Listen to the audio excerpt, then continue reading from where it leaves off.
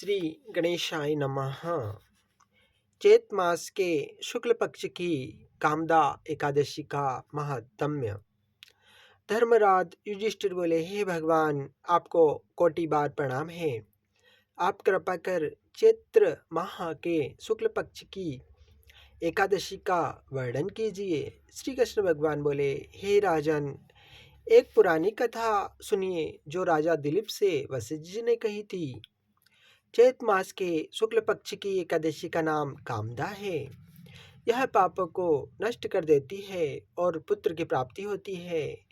इसके व्रत से कुयोनि छूट जाती है और अंत में स्वर्ग की प्राप्ति होती है। प्राचीन काल में भोगीपुर नामक नगर में पुंडरीक नाम का एक राजा राज्य करता था। वहाँ अनेक अप्सरा, गंधर्व, किन्नर आदि राज करते थे, जिनमें ललिता और ललित नामक दो स्त्री पुरुष भी थे। एक समय राजा पुंडरीक गंधर्व सहित एक सभा में क्रीड़ा कर रहे थे।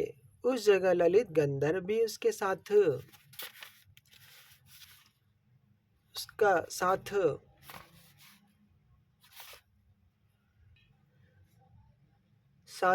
गाना गा रहा था, परंतु उसकी प्रीतमा ललिता उस जगह नहीं थी।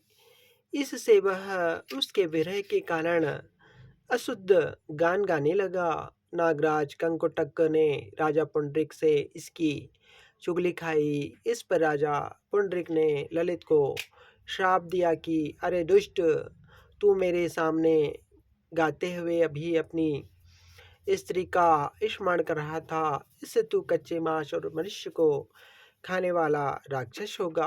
राजा पुंडरीक के श्राप से वह ललित गंधर्व उसी समय एक विकराल राक्षस हो गया। राक्षस हो जाने पर उसको महान दुख मिलने लगे और अपने कर्मों का फल भोगने लगा।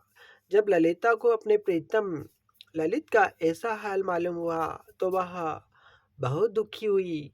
वह सदैव अपने पति के उद्धार के लिए सोचने लगी। एक दिन वह विंध्याचल पर्वत पर संगी ऋषि के आश्रम पहुंची। उसे देखकर संगी ऋषि बोले, हे सुभगे, तुम कौन हो और यहाँ किस लिए आई हो? ललिता बोली, हे मुनि, मैं वीरधनवा नामक गंधर्व की कन्या ललिता हूँ। मेरा पति राजा पुंडरीक के श्राप से एक भयानक राक्षस हो गया है। आप राक्षस योनि का छूटने का कोई श्रेष्ठ उपाय बतलाइए। तब श्रृंगी बोले, अरे गंधर्व कन्या ललिता, अब चैत माह के शुक्ल पक्ष की एकादशी आने वाली है। उसका नाम कामदा है, एकादशी है। उसके व्रत करने से मनुष्य के समस्त कार्य जल्दी सिद्ध हो जाते हैं। यदि तू उसके व्रत के पुण्य को अपने पति को दे देती है तो वह जल्दी ही राक्षस योनि से छूट जाएगा और राजा का श्राप भी शांत हो जाएगा।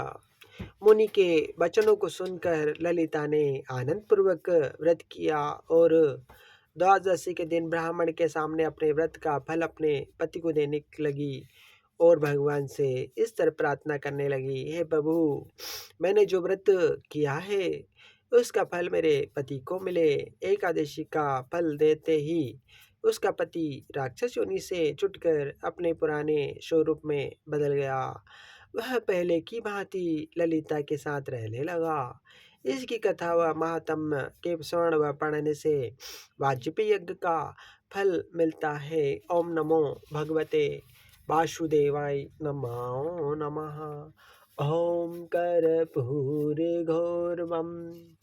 कर्णावतारम संसारसारं भुजगेन्द्रहारं सदा व्रसन्तं हृदयारविन्दे भवं भवानी सहितं नमामि।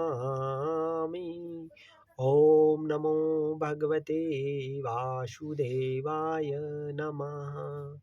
ओम नमो भगवते वासुदेवाय नमः।